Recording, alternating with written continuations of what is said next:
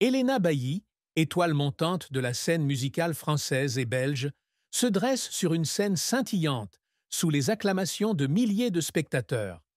Mais derrière son sourire éclatant et sa voix émouvante, elle a affronté de profonds chagrins, de rudes épreuves et des vérités douloureuses qu'elle n'a osé avouer que récemment.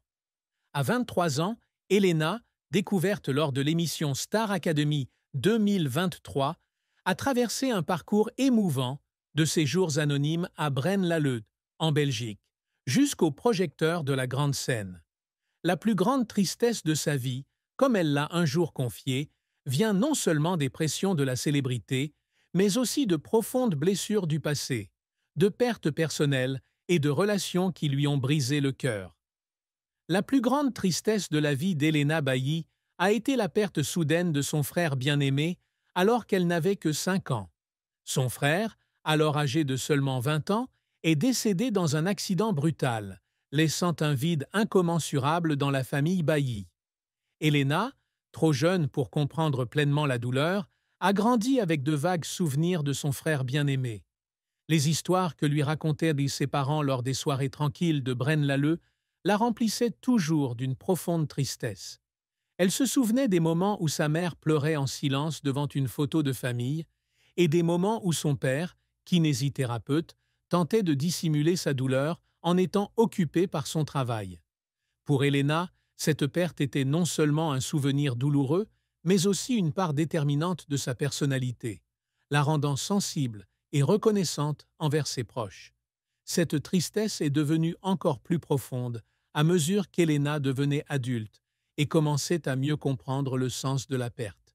Elle se demandait souvent ce qui se passerait si son frère était encore en vie. Serait-il fier d'elle? Se tiendrait-il sous la scène pour l'encourager comme ses parents le faisaient?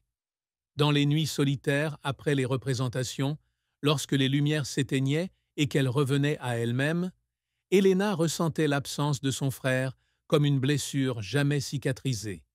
Elle a confié un jour qu'à chaque fois qu'elle composait, elle pensait à lui, comme pour le garder à jamais dans son cœur. Les mélodies tristes de son premier album, Ailée, sorti le 14 mars 2025, étaient profondément marquées par cette douleur, comme un murmure adressé à son frère, auquel elle n'avait jamais eu l'occasion de dire adieu. Outre la perte de son frère, une autre tristesse hantait Helena, la crise psychologique qu'elle a traversée après avoir quitté la Star Academy. Cette célébrité soudaine l'a fait passer du statut de jeune fille inconnue, étudiante en logopédie à l'Université libre de Bruxelles, à celui de star connu de milliers de personnes. Mais cette célébrité a eu un prix. Helena se souvient des premiers jours qui ont suivi son élimination en demi-finale de la Star Academy 2023, lorsqu'elle a dû faire face à un changement radical dans sa vie. Du château de Damary-Lélis, où elle était protégée et concentrée sur sa musique, elle a été propulsée dans le monde réel, où les gens la reconnaissaient dans la rue, et où la pression des réseaux sociaux est devenue une tempête constante. Elle avait l'impression de perdre le contrôle, comme si sa vie ne lui appartenait plus. Les crises d'angoisse devinrent les compagnons indésirables d'Helena durant cette période. Elle se souvient d'un incident survenu dans une petite ville. À la sortie d'une balance, elle fut encerclée par une foule qui frappait à la portière de sa voiture et lui demandait de la prendre en photo. La frénésie des fans, bien que née de l'amour, la faisait suffoquer et peurer.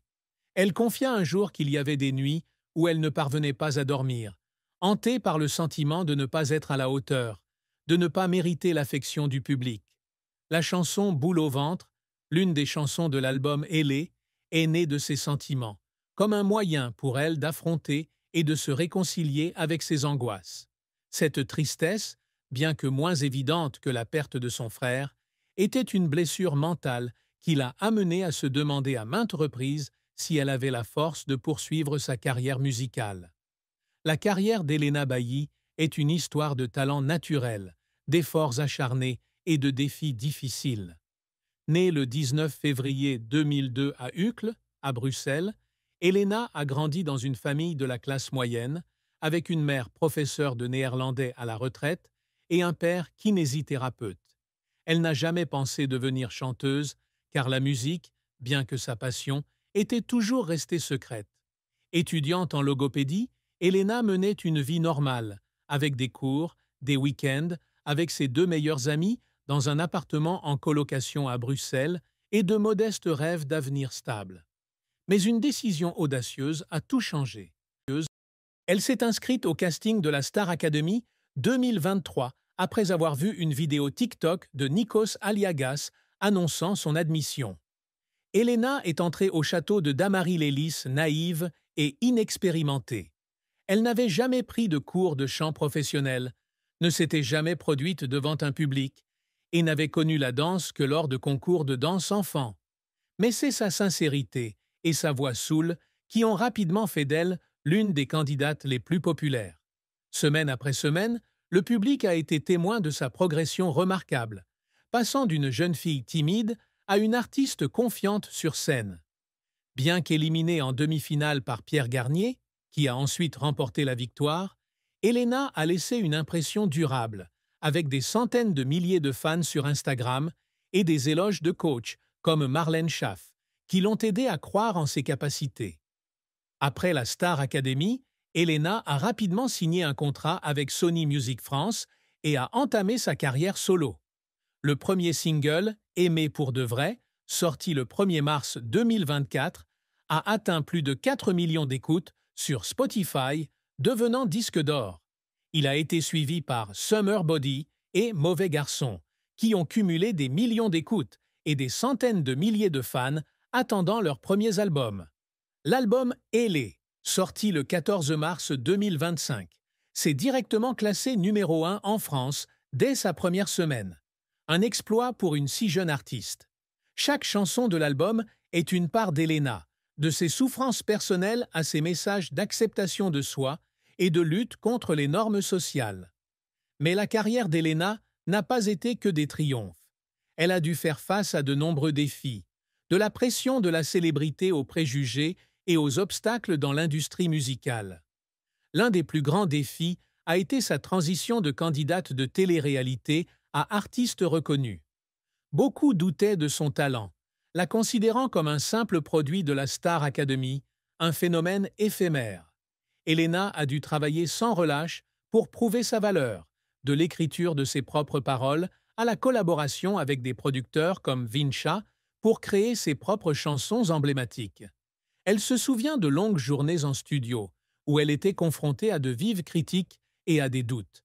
Mais c'est sa persévérance qui l'a aidée à surmonter les épreuves.